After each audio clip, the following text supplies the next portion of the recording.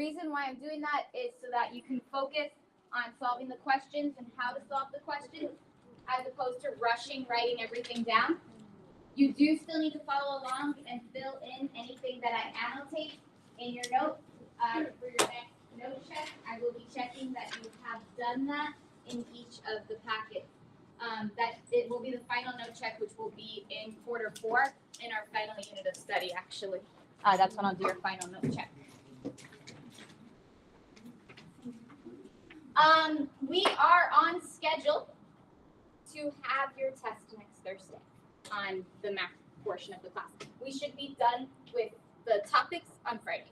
So we should be done with the topics on Friday, have a full review day on Tuesday, and have a half review day, partial review day on Thursday, so that you can be successful in that test. Now, if you are not going to be here next Thursday, if you are taking an early spring break, you got a cruise, a flight, or whatever's going on, it is your responsibility to figure out when you're going to take that test. Meaning, if you're not coming next Thursday, I suggest letting me know and picking a date earlier to take the test. So, for example, next Tuesday during my tutoring session, you could take it then. Why do I suggest that? Well, because what happens over time? You forget information. The longer you wait to take the test, in my experience, the worse your average score will end up being, because you naturally forget things over time. So obviously the best thing is to take the test on the day that you're supposed to take the test. But if you can't,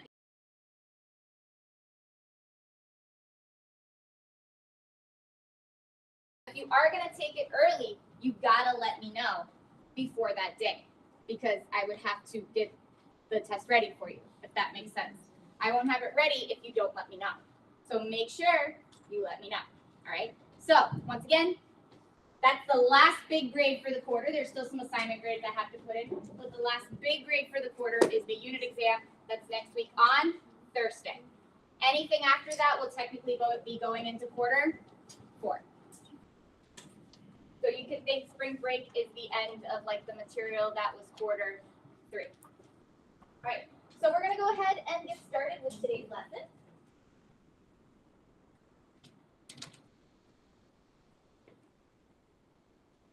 Unit 6, Lesson 4, and you'll notice it says Introduction to Stoichiometry. So I'm going to be explaining exactly what this process is, what we're going to need to do with it, and introduce you to the types of questions you will need to solve using the method of stoichiometry. You will still need to know how to solve conversions. So I have this up here for you just to remind you. And I do need you, because I am at this point starting the lesson, I'm recording, I do need you to be quiet throughout the entirety of the lesson. There will be time, because we're going to have to spend a time in this class, for you to work together on the homework. So you should be able to hopefully knock most of it out while you're in class. That's the goal. So let's go ahead and get started. Learn what this big word means, and get to the math we're going to have to do with it. I left this stuff here. I have been taking this out, but every time we use math, we're going to use grams. That's our measurement device. Every time we use volume, we're going to use liters or meters cubed. They're actually the same as each other. And then every time we measure length, our base unit for that is meters. You're going to notice that I'm trying to squeeze in a lab if I have the time, but you don't really see much in the way of labs in the first half of the math unit. However, the second math unit, the one that we do in April, will have several labs. There will be 3 of them, actually. And so expect there to be, although there weren't many labs or any labs really in this first part of the math unit, they are in the second part of the math unit. So you should expect to have 3 labs in April that I can think of off the top of my head that we have to do. And that'll try to be your last big set of labs, because there's actually a lot of calculations to do with laboratory collecting data, measurements. And so you have to get your foundation first, and then we'll be able to go through, introduce that, and you'll be able to do some labs next month in April. All right, so what is stoichiometry? What is this word? Remember, bold and underlined terms, although I'm not having you write them down, you still need to know what they are. If it's bolded and underlined, it's something you need to know. Stoichiometry is literally just the calculations, so the math of figuring out how much you are making in a chemical reaction or how much you are using in a chemical reaction. We call this an entire subject of study in chemistry called stoichiometry. So it's a big idea. And although we're going to learn it at the end of this unit, we're going to carry through with it in Unit 7, actually. We're still going to, stoichiometry is not going to go away. Multigram's calculations are not going to go away. And so I want to explain it in the following way. If I had to look up the recipe for making cookies, because I'm not a baker. I'm a cook, but not a baker. I do like savory foods, entrees. But anyways, they say that chemistry is a lot like cooking, and it is. Because we look at ratios and we look at how much we make. So I'm going to give you a simple recipe for making a batch of cookies. And again, I had to look this up, and I did leave out some of the spices. So those of you who are bakers, don't judge me. But recipe to make a cookie. Yes, you should. Because I have a point. It takes 0.5 cups of butter plus 0.5 cups of sugar plus 2 cups of flour plus 1 egg plus 2 teaspoons of vanilla. And I looked up that this would make you 24 cookies. Write this out. Because if you understand the process of what's going on here intuitively, then you can translate that over to a chemical reaction. Anything that's on the left side, these are my ingredients, right? This is what I'm starting with. If I just threw all this stuff together, I wouldn't necessarily have cookies. I just have a jumbled mess, right? So we actually have to, cook it, apply heat. There's a lot of steps that are being left out of the reaction, right? But this is the general idea of how to make cookies in terms of the amounts. So this actually doesn't look too different from a chemical reaction in the way that I've written it. Because you've got the arrow, you've got what you make at the end, and what you have at the beginning. So the question is, what if I wanted to make 48 cookies instead of 24? What would I have to do? I would change the amounts, and by a specific amount. If I want 2 times the amount of cookies, then I would have to have 2 times the amount of everything else. And at its most basic idea, that's what stoichiometry is. Chemical reactions give you a recipe of amounts. And so you can figure out, based on that recipe, how much you need of a product or how much you're going to make of a product based on how many reactions you start with. So let's just translate over to, now what does this mean for chemistry?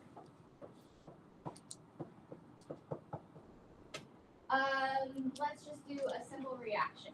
I'm going to do a combustion. C3H8 plus O2 goes to CO2 and H2O. Stoichiometry doesn't work without a balanced equation, because without a balanced equation, you don't have correct amounts. So that's why we learn how to balance first. So the correct amounts here, this would be a 3. This would be a 4. 6 plus 4 is 10. And this would be a 5. And so you want to fill this in. I will, at least for the regular part of the test, make it as simple as possible, and I will give you pre-balanced reactions for the regular part of the test.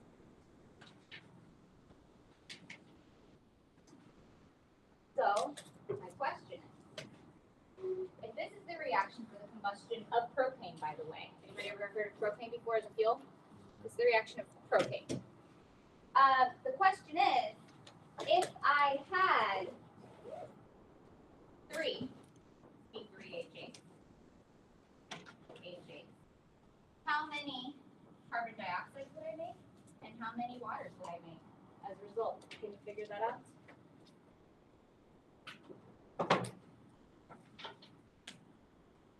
Anybody suggest? How do you figure that out? You multiply everything by, because this is all based on ratios, right? So the idea is that, well, 3 C3H8 is 3 times greater than 1 C3H8. So you'll have to multiply this by 3 to get here. But if I multiply this by 3, then everything throughout the whole entire equation has to be multiplied by 3 to give you the same ratios at the end. So if I have 3 times the amount of C3H8, this means I'm going to produce 3 times the amount of carbon dioxide. Does that kind of make sense? And 3 times the amount of water. And so this would be 3. How many carbon dioxide would I make here? 9. 3 times 3. And how many waters would I make? 12. This is the whole concept of stoichiometry. If you understand this, you can solve stoichiometry questions. So I want you to keep that in mind before we get started, because students always freak out about stoichiometry, but it is really just recognizing relationships. What? I didn't ask for it. I asked how much of this and how much of that. But if you wanted to say how much oxygen we need, you could simply add that in. It would be 5 times 3 would be 15. So if I have 3 propanes, I'm going to need 15 oxygen molecules to react to make these amounts of products. So far, let it marinate, the idea. It makes sense? Okay. I always like to start with cooking. Been looking for a good recipe. Be able to tell my kids that my history teacher taught me how to make cookies. Well, no, there's more to it. Like, you know, there's steps and stuff. There's a lot more. As I said, there's a lot of steps in there that's missing. Like, also, if we do a reaction in a lab, just giving you the reactive products is not enough information. There's step by step what you have to do. We left out all the steps. Like, what temperature do you raise it to? Honestly, I don't know if it's 24, but it's more about like 15. The 24 on the one I looked up on Google, but those must have been small cookies. Really awesome. They're like practically. I said I'm not a baker, please don't judge me. But I appreciate the input. I'm a savory chef. I like making dinner. All right, so in terms of what quantities then could we interpret a balanced chemical reaction? What types of relationships can we make from a balanced chemical reaction? There's 3. 2 that we're really going to need, but I want to bring up all 3.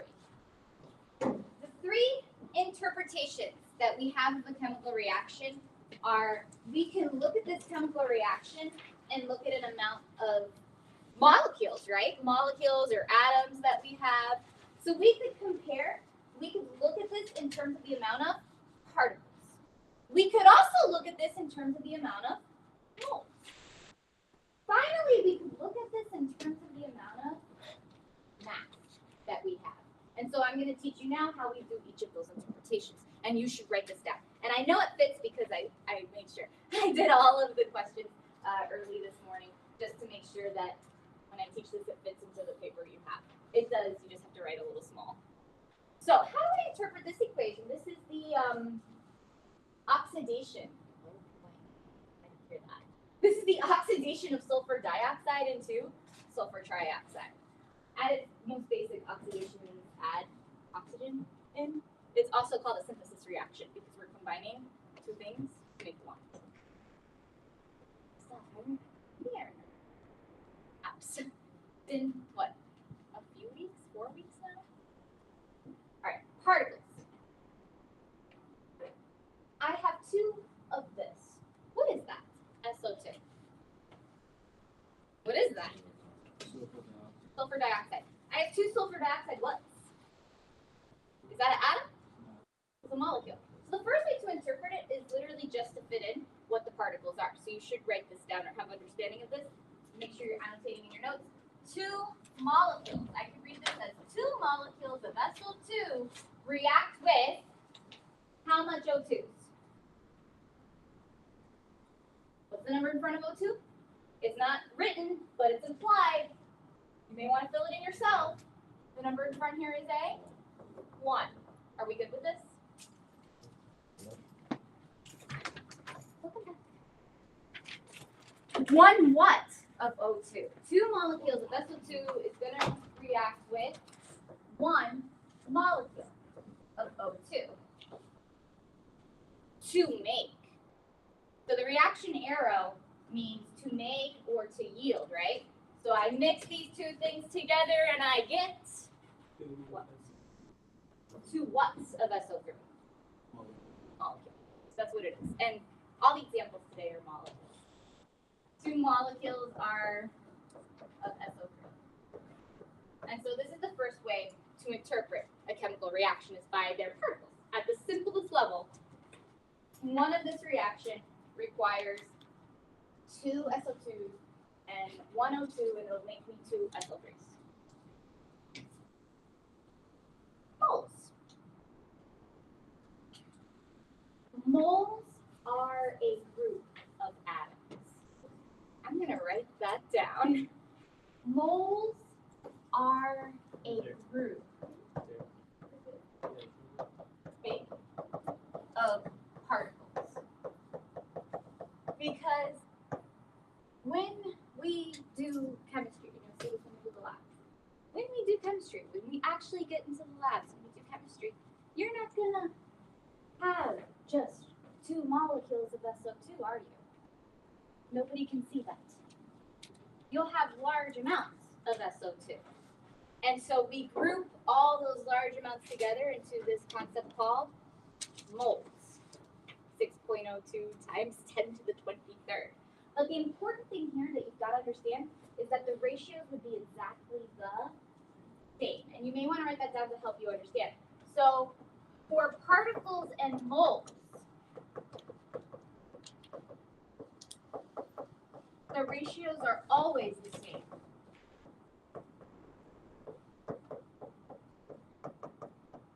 Because moles are just a grouping in this case of molecules. So if I had 2 SO2s, but it was moles, it would be 2 moles of SO2 would be required to react with 1 mole of O2. Because you're multiplying each of them by 6.02 times to the 23rd. The amounts of particles will be the same. The ratios will be the same. And so that's a really big idea. That's what I'm asking you to write this down if you don't initially understand it.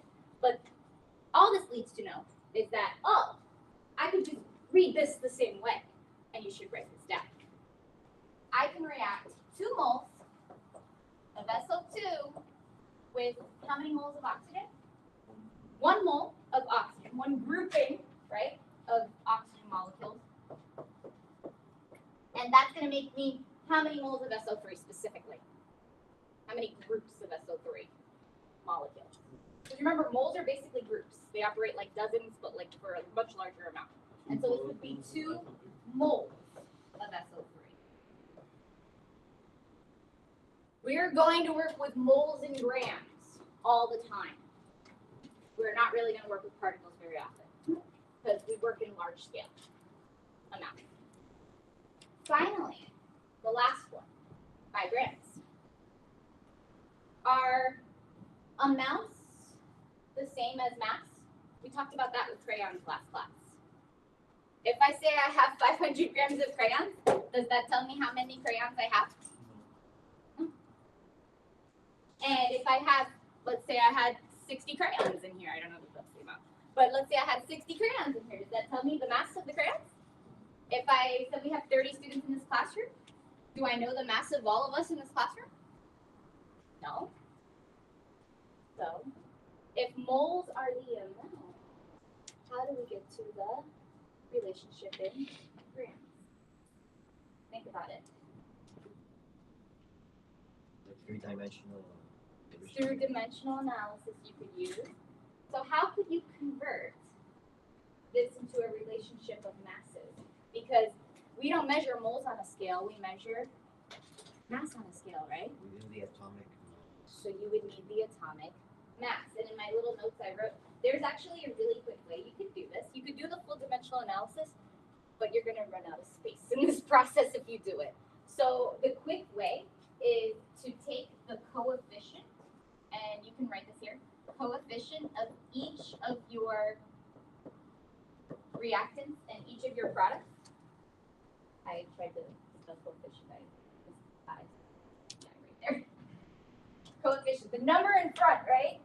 And we multiply that by molar mass. And so why would we do that? I'm going to explain right now. Just looking at the first one, for 2 SO2s, what's the 2 represent? It represents moles, right? So, for example, it's 2 moles SO2. Following dimensional analysis, that would be divided by 1, right? That's our given. To change that to grams, we would need the molar mass of SO2. Can you see what that is? We don't want to make big tables and charts anymore. I hope you're comfortable with me not doing that because I'm going to run out of space. The molar mass of SO2 is 32.1 and 32, which is 64.1. 64.1 grams in how many moles? 64.1 is the grams in 1 mole. Do you agree? That's what the molar mass is by definition. You have to understand that because it leads us to the reason why, and we care about why. If 1 mole is 64.1 grams, what's 2 moles? Double that, right? So I'm just showing like the reasoning here, but I'm just going to ask you to multiply the number in front by the molar mass. So 1 mole of SO2 is 64.1 grams. The moles cancel, and you would do 2 times 64.1, which is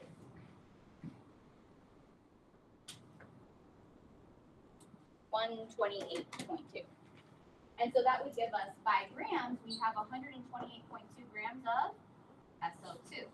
And the easy way to do that is to do 2 times 64.1. Let it marinate. Does it make sense that this amount of moles is that many grams? So if I were to measure this amount of grams, it tells me how much I'm reacting. So let's do the same thing for the whole set. What's the amount of oxygen in mass that has to react with this amount of SO2? Because it's these ratios that matter. 32. And now that I've taught you the idea, you're going to take the coefficient and multiply by the molar mass. You have to show the dimensional analysis every time. If you're trying to save steps, you do not. I just wanted to have it here for your proof, so you know why. So it's just going to be here 1 times what number? Because 1 is in the front.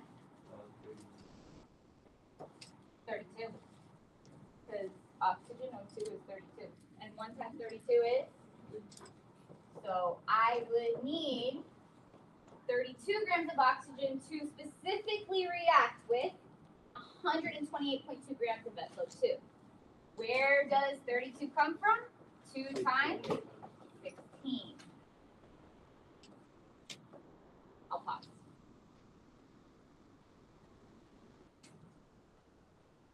Can we do the product side? We have to. We're developing this relationship. 2 is the amount of moles. We're going to multiply that by the molar mass of SO3. Oh, so you got to be a pro at getting molar masses now, right? That's why we practiced with it so much before we got to here. 32.1 is the molar mass of sulfur. What's the molar mass of oxygen? 16 times 3. Put those two together, 32.1 plus 16 times 3. What does that give you?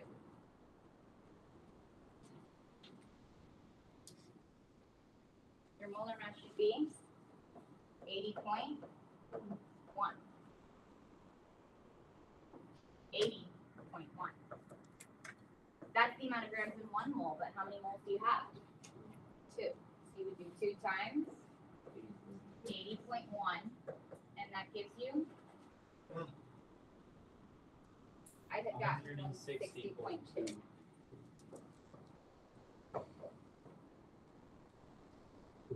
So your relationship in mass is 160.2 128.2 grams of SO2 plus 32 grams of O2 will make 160.2 grams of SO3.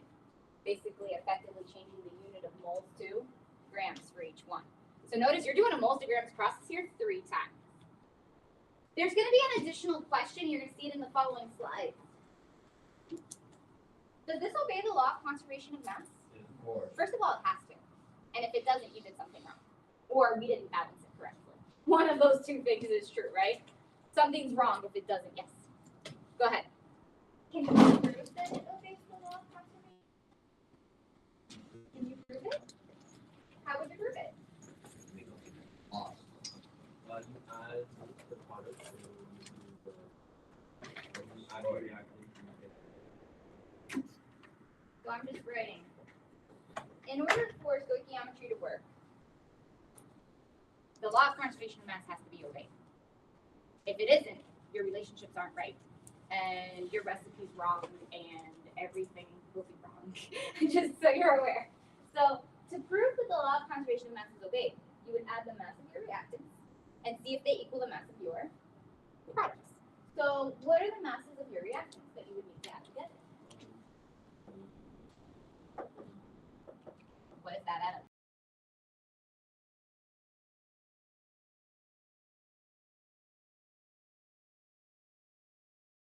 Did it right. So far so good? Alright. So that's how we interpret equations. Is this what stoichiometry actually is? This is leading us to the questions we're going to have in stoichiometry. This isn't the actual questions you have. This is a lot of work. When you get to what you need to do, it's going to start on slide 11. Everything else is like explanation of why. But the actual types of questions you will be asked with stoichiometry starts on slide 11. But you have to understand these relationships before you can get to like the questions you're going to actually be asked. Ready to continue? Still see some writing, so I'm going to hold for about 20 seconds. You're going to see that on the next slide, there's like a lot of info, like tons of info, and more than enough info. All this slide is to tell you all the different ways you could balance a chemical reaction. Or that you can interpret a chemical reaction. You can interpret it in terms of the total amount of atoms, you can interpret it in terms of molecules, you can interpret it in terms of Avogadro's number, but the ones we're really going to use are moles, so put a star next to moles, and grams. There's a mistake here too, change that 23 to 28. I can't change them like pictures, that's pictures, so that should be 28, it's 14 times. These two are really only major relationships we're going to work with. However, there's a ton of others that you could use. So far, so good? So I'm not staying here long. So we're going to work through this process again. This time, I'm going to skip directly to moles because I told you we're just going to be using moles and grams. And I don't want you to really get confused with particles. I just wanted to bring up that you could interpret it that way. But you never have to, like even for the Cambridge class. So let's do moles. Reading this equation, how would we interpret this in terms of the amount of moles? How many moles of H2S do we have? And so we read this as 2 moles of H2S combined with how much oxygen? 3 moles of 3 moles. oxygen. And when I put those together on the reactant side, the products I make are specifically 2 moles of SO2 and 2 moles of H2O. So far, so good? So the 2 major relationships we need to know is the relationship with moles, and literally you just look at the numbers to figure out those relationships. They're the same as the numbers. And the relationship in mass, which is more work. So how would we find the relationship for each of these amounts in terms of their masses? Do you remember what we do from the last question? So we would multiply, remember always, it's going to be coefficient multiplied by molar mass, right? For each one. So let's go through that process. And some students prefer to distribute the coefficient and then that way. It's up to you. But I would view it as a group. 2 moles means 2 groups of H2S. So I would get the molar mass of H2S. What's the molar mass of H2S? Now I gotta be quick. It would be 2 for the hydrogen plus 32.1 for the sulfur. Together, the molar mass of H2S is 34.1 grams per mole. Oh, we have 2 moles. So the work you would do is do 2 times 34.1. How many grams is that? 2 times 34.1. Make sure you're following along in your calculator, getting the same answer. 3 times 34.1 is 68.2 grams of H2S. That's first. You're going to do this 4 times. Right? Will you have to actually do this 4 times for every question you have to solve? No, not at all. This is just to develop your understanding of what's going on. Now, what about oxygen? How do we change moles to grams here?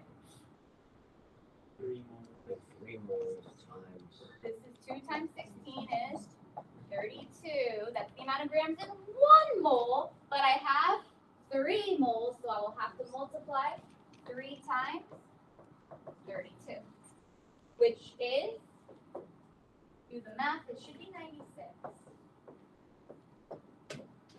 That's good. And then let's take a look, we'll come back at your product side.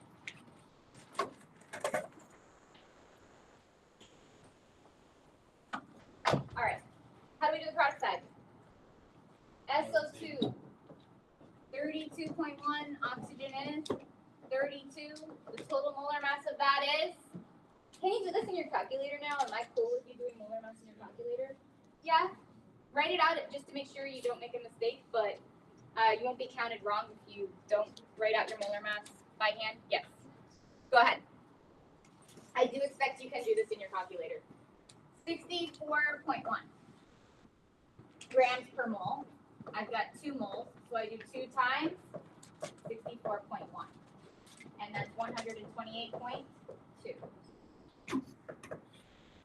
And then I make 2 moles of water. How would I find out how many grams that is? Molar mass of water is 2 times 1 for the hydrogen plus 16 for the oxygen. The molar mass of water is 18. And then it's just 2 times 18, which is 36 grams of water.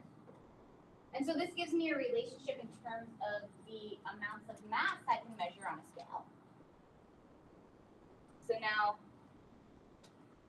is the law of conservation of mass obeyed? Prove it. What am I asking for you to do here? Add the reactants, add the products, see if they end up being the same number. So I got 68.2 plus 96.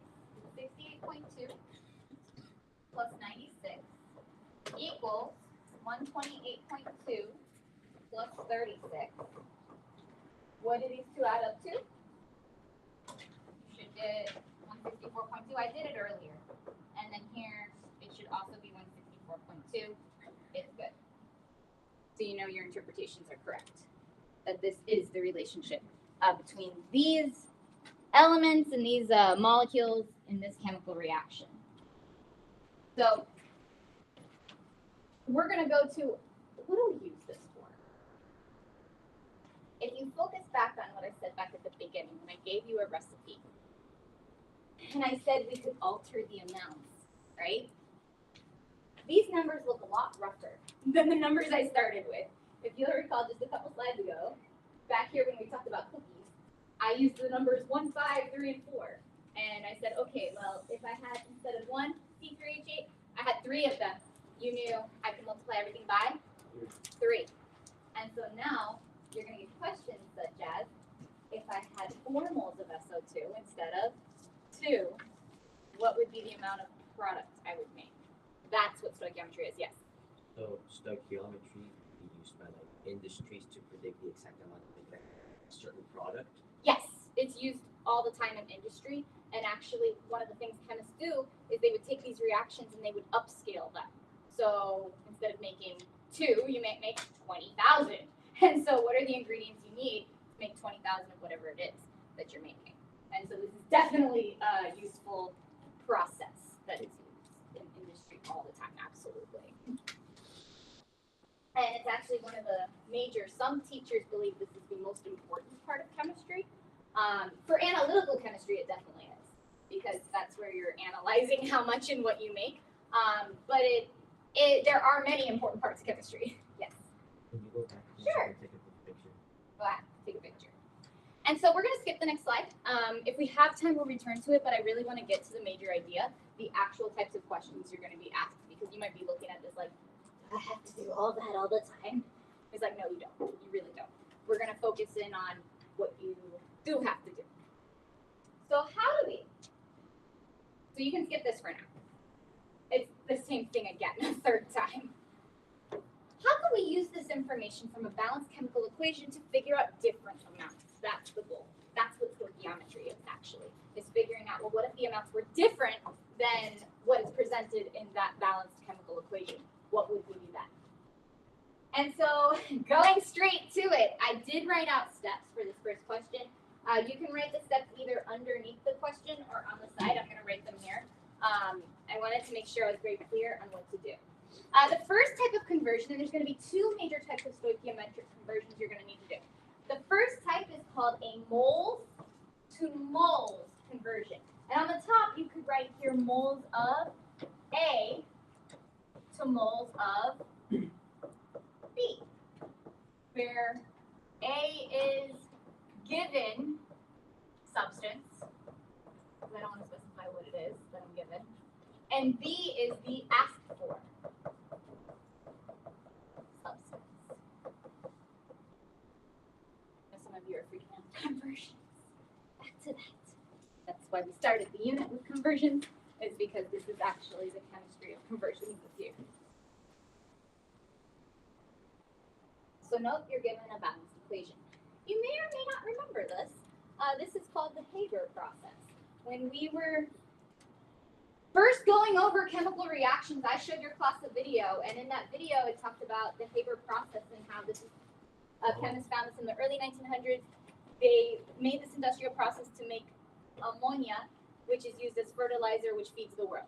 And that's why we have, I think we just reached, was it 8 billion people? I heard that on the news we just reached like a new level of buildings and population around the world, and it is because of this specific process, because it leads to fertilizer, like the production of fertilizer, which means that there was a heavily increased food supply in the 1900s, which led to a population explosion. It's this reaction. So every reaction has a story. Some are more interesting than others. We've got this balanced equation given to us. N2 plus 3H2 goes to 2NH3. And the question is, how many moles of NH3 are made when 0.6 moles of nitrogen reacts with excess hydrogen? So let's learn how to break down the question and then get to what we're actually looking for, because this is how stoichiometry questions look. You'll be given a reactant and asked for a product, or given a product and asked for a reactant, or given a reactant and asked for another reactant, something like that. Some relationship from the chemical reaction.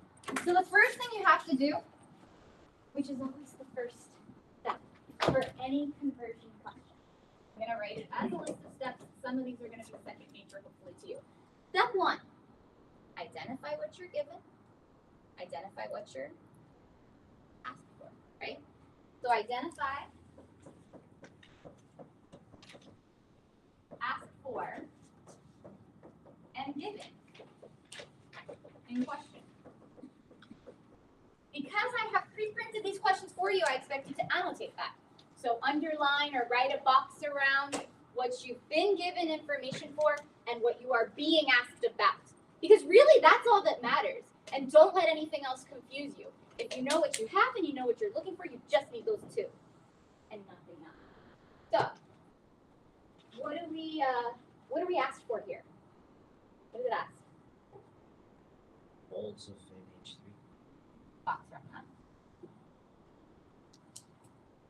How many moles of NH3 are produced? And what am I given? That's where the number goes. 0.60 moles. So that's this. I'm just putting that all together. All right, so I know now what I am given and I know what I am being asked for. Step 2. This is the most important one of stoichiometry. Identify the relationship in the balanced equation.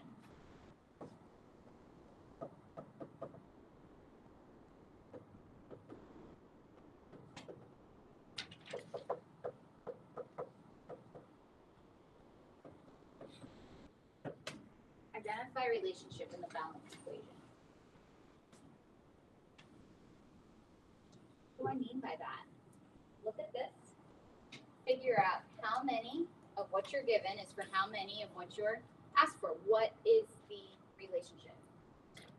What is the identity of the substance I'm given? What is the name of that? Nitrogen. Where is nitrogen here? So you've got to look at the balanced chemical equation and figure out which of these 3 things is nitrogen. There's a naturally existing It's N2, right? So I would put a box around this. This is my given, right? You may also want to put that invisible 1 for yourself, like training wheels. It won't be listed in the question, but it's just for you to remember that if there's no number there, it's 1. There is a number there. Okay, what am I being asked for? How many? Which of these is NH3? The product. So put a box around that. That's what I'm being asked for. What is the actual relationship between these 2? Synthesis reaction. 1 mole, N2, because it's moles, right? Makes how much NH3?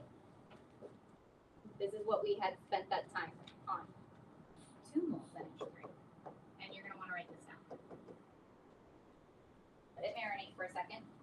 1 mole of N2 makes 2 moles of NH3. Can you agree with that? Because that is the relationship by moles. You just literally look at the numbers in front. If that's a relationship, then that's a conversion. And that's the hill you've got to be able to jump in order to understand what comes next. So, I've identified my relationship. In this question, it's 1 mole of N2 is 2 moles of NH3. That's my relationship.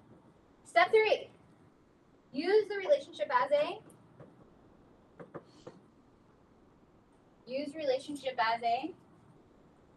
conversion factor. Use relationship as a conversion factor.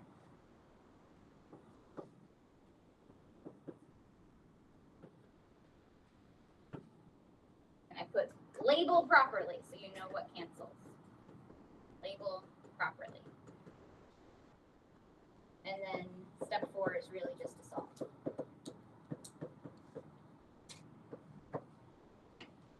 All right, so I'm going to give you time to finish writing down your steps. I'm only going to write these steps down once, so make sure you write them down now, because every time we do this question, we're not writing all this information down. But I want to make sure you clearly have exactly what you need to do. Remember that this is also broadcasting on Google Meet, so you can get that information off your computer.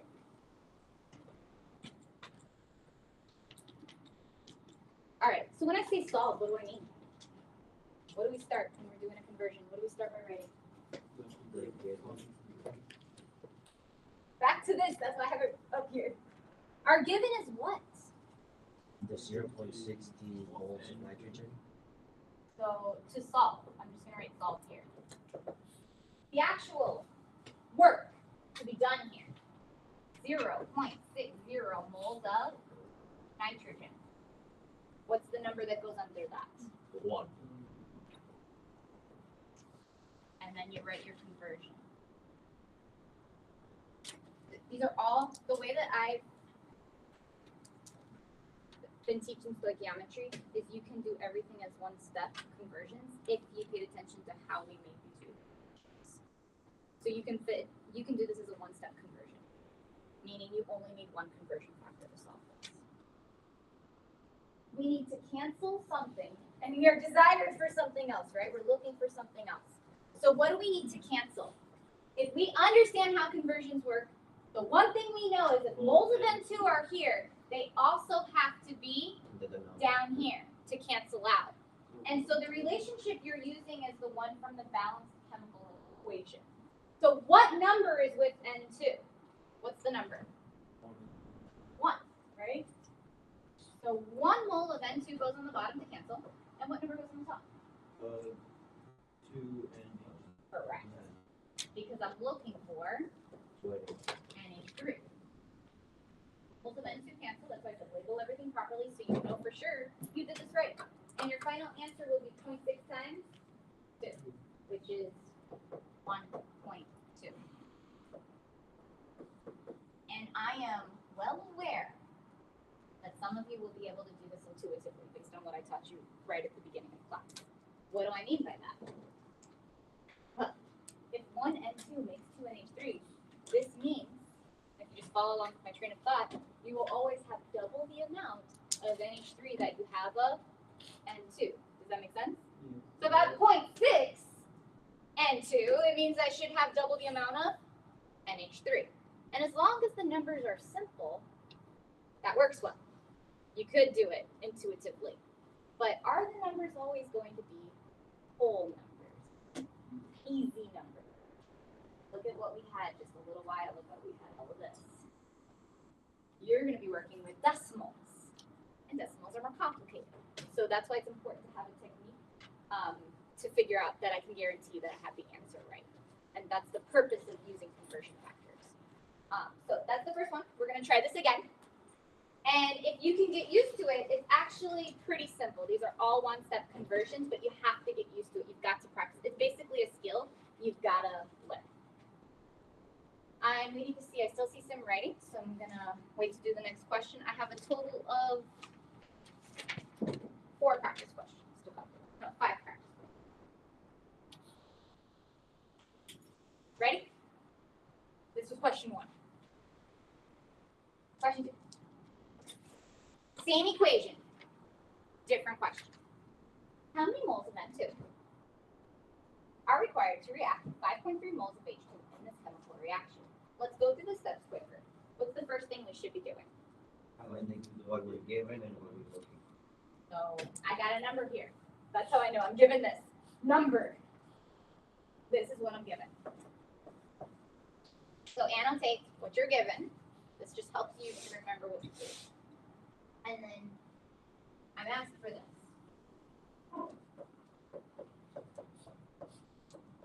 The relationship between moles of one element and moles of another is distinctly in the balanced chemical reaction always.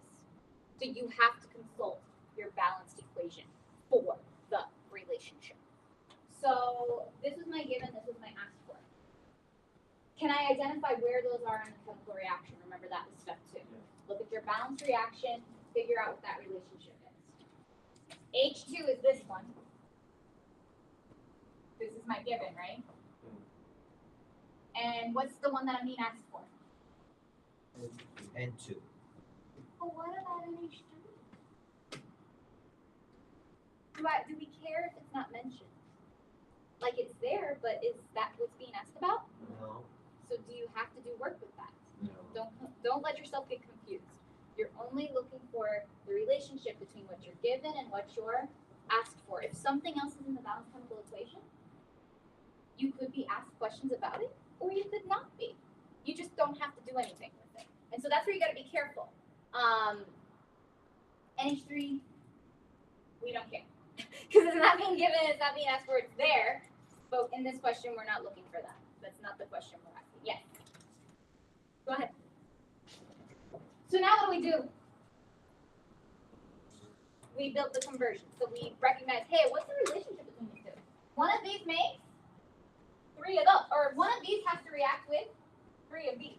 So 1 mole of N2 would be for 3 moles of H2. And I'm just writing this out so you get that is the relationship. It's from the numbers in the front. It's from the coefficients because the relationship is moles. And that's just the numbers that are already listed to you there. All right, so I've got the relationship. I've got my given.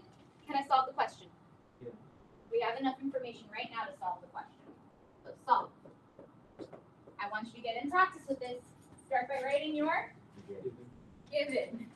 Your given is 5.3 moles of what? H. Do I have to write all of moles or can I just write MOL? MOL. The same thing. Mole. Over 1. So far, so good? Yeah. Now, the second part of solving is always your conversion factor. The only thing that you gotta know is that if moles of H2 is what your given is, that's what has to go on the bottom. The number associated with it is, Mole. right? So you have to take and put it here. 3 moles of H2. And then what am I looking for? N2. Moles of And the N2. number for that in my relationship is 1.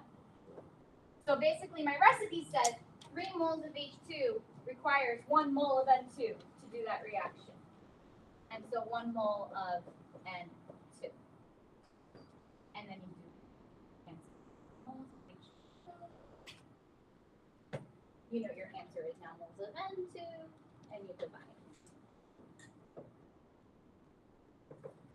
5.3 divided by 3 is 1.8. Why am I rounding to two significant figures? Correct. 1.8 moles of N2. All right, so the really, really, really important thing here is that if you are given moles and asked for moles, your conversion factor comes from the balanced chemical reaction. And it is the numbers in front of what you're given and what you're asked for. That is the conversion factor. So you may want to label this just for yourself to know, oh, that's where those numbers are coming. The given always starts first, and then your conversion factor is always second. The conversion factor comes from the balanced equation. That's how you get from one substance to another. You have to use the balanced chemical equation. So guess what? I think I have one that's now labeled your turn. I don't know what it's gonna be. Yeah. Guess what? You get to try one yourself. Of course, you get to try one yourself. I've done it twice. You gotta try, right? Your turn. Same type of question. That's why I want you to attempt this one. So your turn. For a stamp. Your turn. I'm going to give you a few minutes to work this one out, and then we have one more type of stoichiometry question we've got to get through today, which you'll see that's the last 2 slides. So we're almost done. We're on the last page. So you're trying this question. I'm going to give you about 3 to 4 minutes. Once you have the answer, and some of you may already be working ahead of me, once you have the answer, raise your hand, and I'll check it. Once again, you do need to do this question. This one is your turn. Just to make sure, this is my check-in to make sure that you got what you were doing.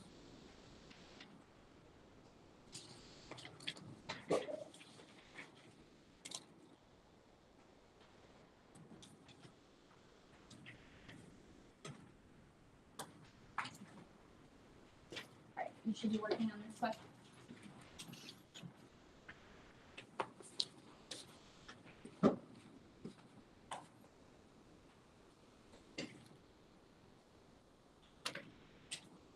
Once you have the answer, raise your hand so I can pick it up.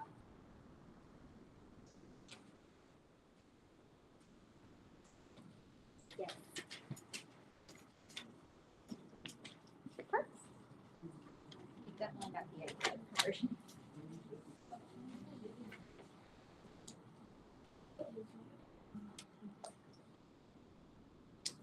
Yes, right.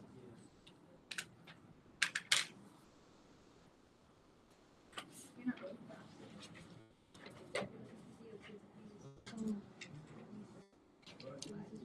That's why. Got it.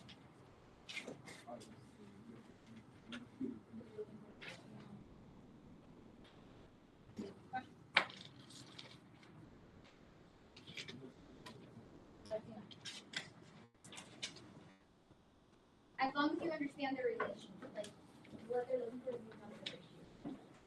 So as long as you understand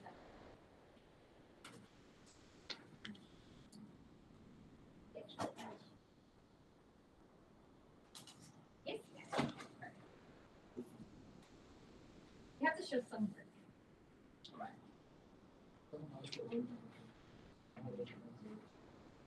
Like at bare minimum. You have the history. So it's 2 divided by 1. And then right. But technically what you did is you divided this by 1, because that's what you have. And then you multiply by 3. So as long as you do 2 divided by 1, like whatever you put in the calculator, you have to show. And yes, I know you probably did that in there. Yes, you're very.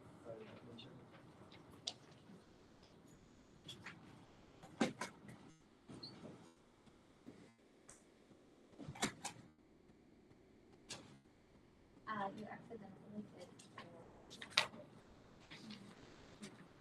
should be okay. And then it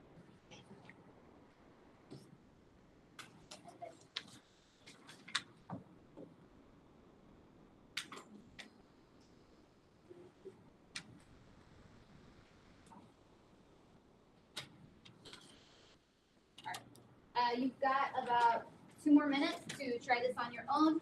I'm checking and giving feedback.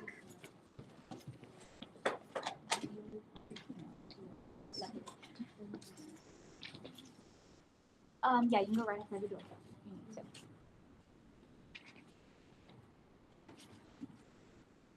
Yeah. You ready? You did it for Oxford, but I have to for Oxford. You have to change up. So you're not supposed to circle everything. You're supposed to what you're looking for. This is not. Yeah, so you can distinguish what you need and what you don't need. That's why I show it like that. Is so you can kind of just focus on what you're given, what you're asked for. Other stuff is always going to be there, so that you don't want to get. Okay, ready? Perfect.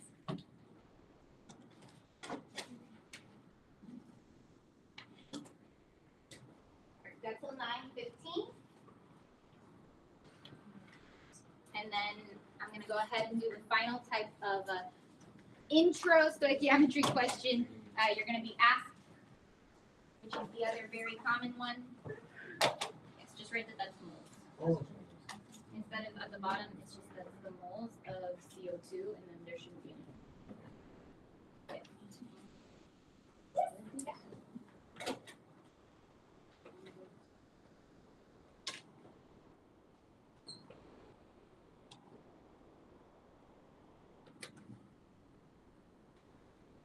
All right, after we go through these last 2 slides together, you are going to have time because we are, remember, holding this period.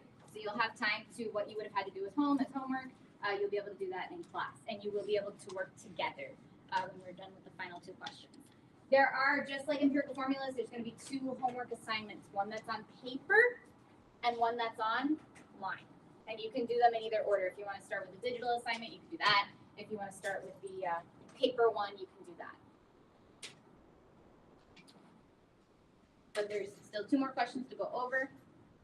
If you didn't get the answer yet, have me check it at the end of class. Yes. That is correct. You got it. All right. We got one more thing to cover before we are done. One more thing to cover.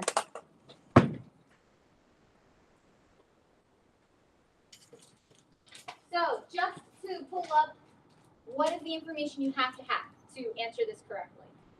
Your given is 2.5 moles of C3H8. The relationship is 1 mole of C3H8 is for 3 moles of CO2. That's our conversion factor. So the quicker, like, it's going to take a little while to grasp it, but once you grasp it, you can hopefully do it relatively quickly. You're going to put what you have on the bottom. So 1 mole C3H8 goes on the bottom, and what you're looking for goes on the top. And then you cancel these out, you multiply these 2 numbers, and if you got it right, your answer was 7.5.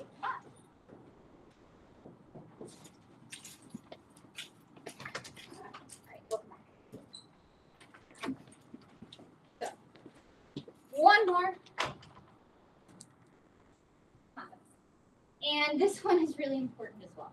There's two types of conversions you are expected to know very well.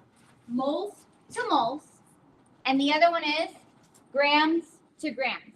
Meaning, you are given a certain amount of grams, and you are asked for the grams of something else. So let's go through the steps and see what changes here. Step one is to do what again? For stoichiometry. Find out what we're given. I'm given number. So given is always with the number, right? Given. 7.2 grams of what? It matters what it is. C3H8, that thing, right? I'm given that. What am I being asked for? Grams of CO2. Grams of CO2. So that's the first part. Now we look for our conversion. Welcome back. We look for our conversion. So here's the thing. Does this balanced equation directly give you a conversion in grams? Think about it. Is this 1 gram of C3H8? Does that make sense to you? Yay or nay? No. These are moles. These are not grams. But I'm given grams. And I'm asked for grams. So what am I going to have to do? You would change the relationship from moles to grams. And this is where I was saying it's important to identify what you're looking for and what you have, because I don't need you to solve the grams for every single one of these. Just the one you're looking for and the one that you have information about. So let's go ahead and highlight those or put a box around those in our balanced chemical equation. We have this 1, right? What are we looking for? The compound or substance we are looking for? It follows how many? Is it O2, CO2, or H2O? CO2. CO2 is what we're looking for. So there's 3 moles. Not 3 grams. That's moles, not 3 grams. No, 3 moles is not 3 grams. So you got to be careful here.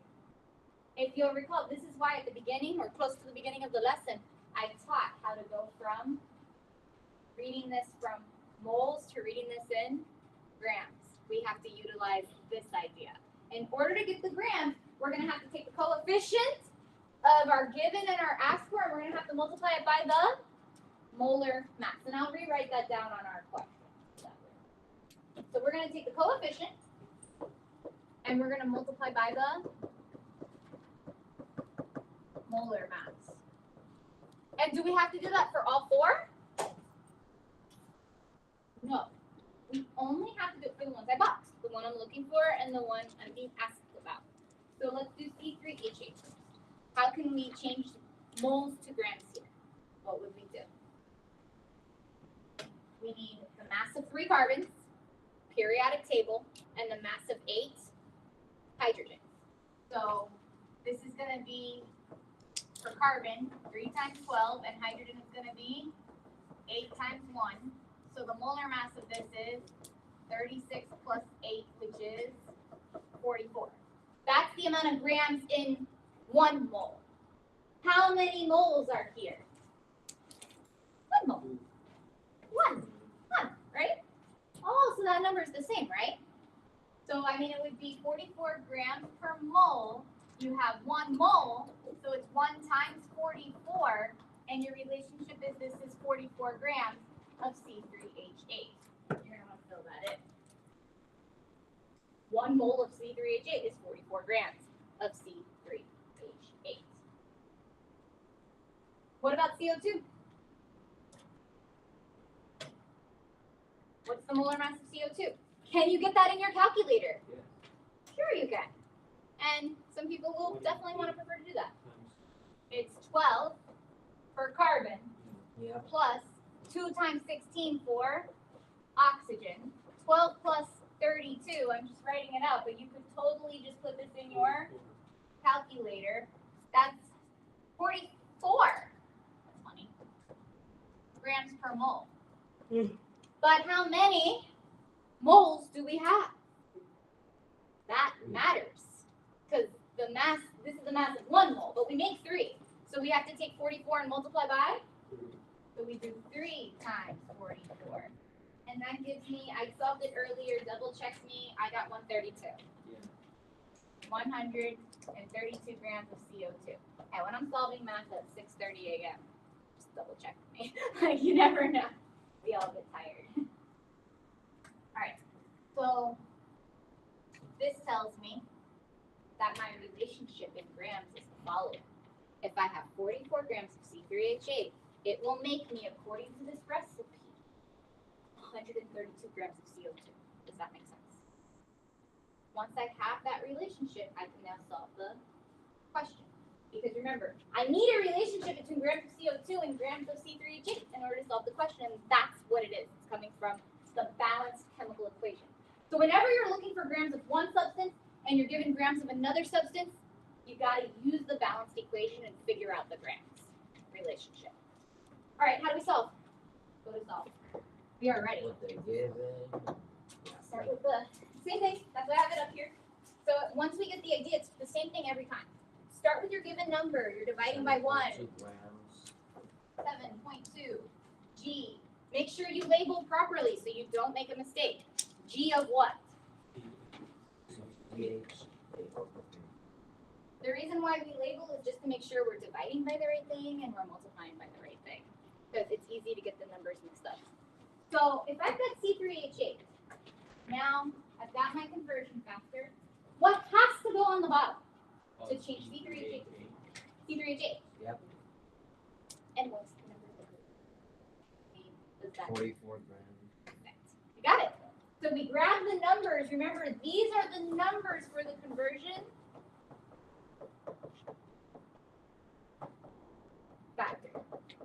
You're pulling the numbers from the balanced chemical equation. So the relationship is 44 grams of C3H8 makes 132 grams of CO2. I put 44 grams because I put 132 grams of CO2 on the top. And that's the idea. Now I math. What do I mean by that? I multiply the numbers on the top, multiply the numbers on the bottom, and divide. We math it out. That would be 7.2 times 132. That's 950.4 for the top. 1 times 44, which is 44 for the bottom. Can you do that one in your head? And then divide those two numbers, which is going to be 21.6 grams of.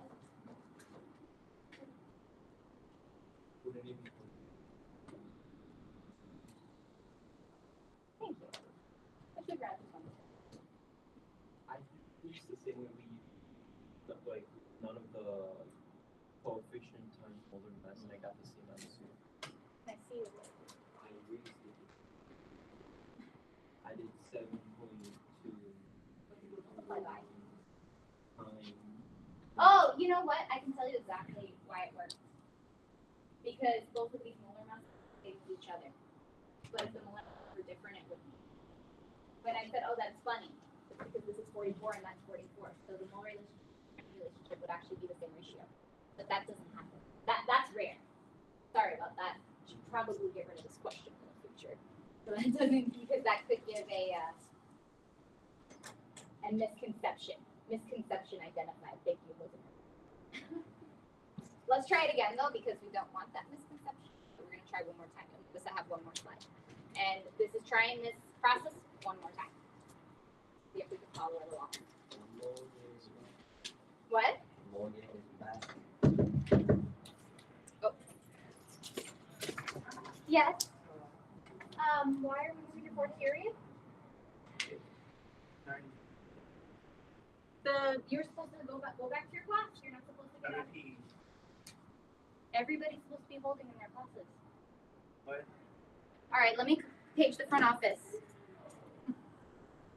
Oh my God.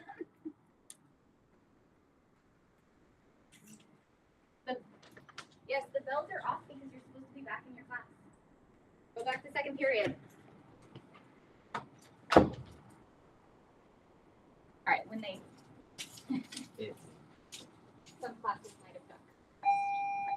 I'm so sorry.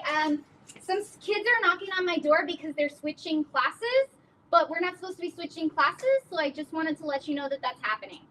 I still have. Hear anything you say because you're breaking in and Okay, so kids are moving in the hall. Your PA was, message me on WhatsApp. Okay.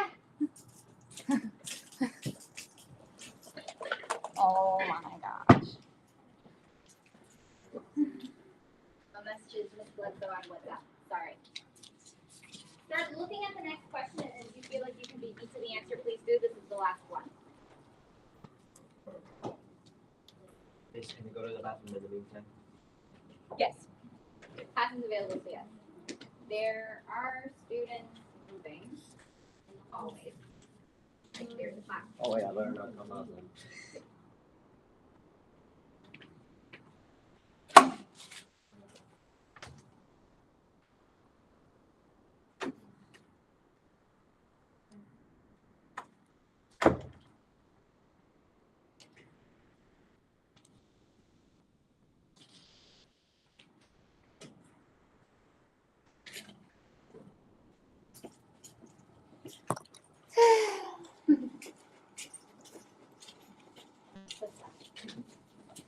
Okay, last question. Ready?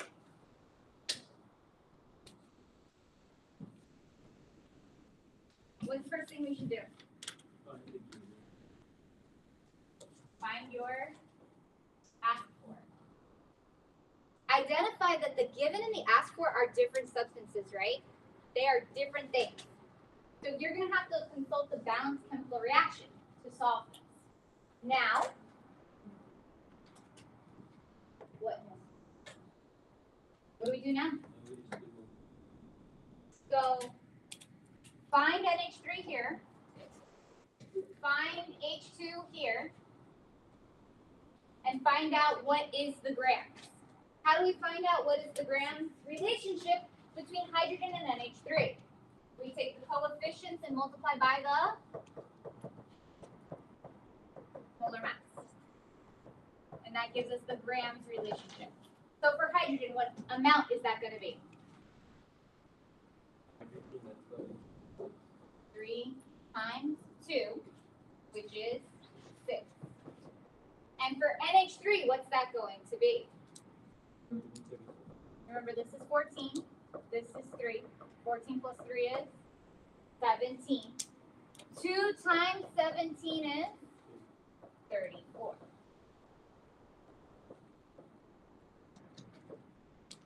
So are you expected to pull molar masses pretty quickly now? You are. Now what?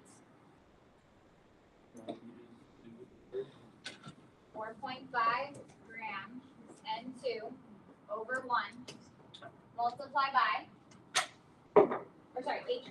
Yeah. H2 over 1. What's the number that goes at the bottom? Remember, these are the numbers for your conversion. So 6 goes at the bottom. That's hydrogen. And 34 goes at the top. This cancels, and we do the math. So 4.5 times 34 is 153. Divide that by 6.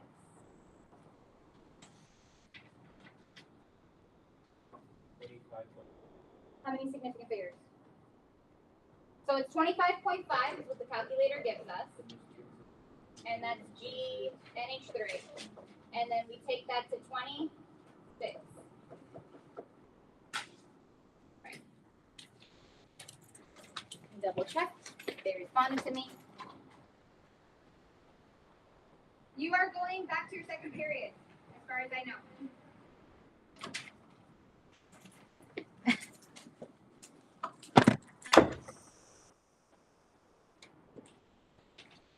Yeah, we're staying put. I just double checked the messages. Some people got confused. All right. I kind of thought it would be a test.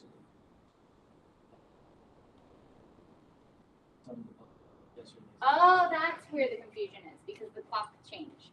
Like the time change made the bells off. Yes, that's where the confusion would be. Alrighty, so we're done. I'm gonna stop recording now. We are